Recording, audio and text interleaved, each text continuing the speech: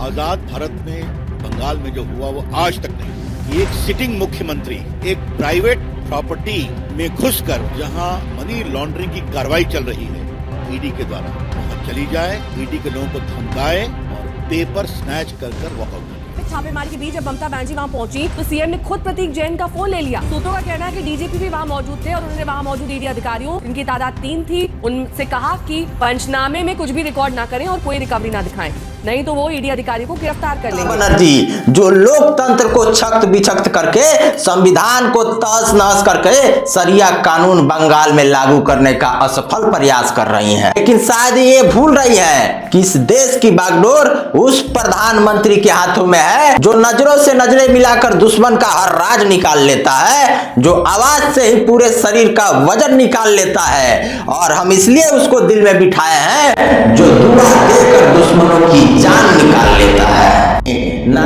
TMC चाहे ना ममता चाहे, आमीन मोदी चाहे।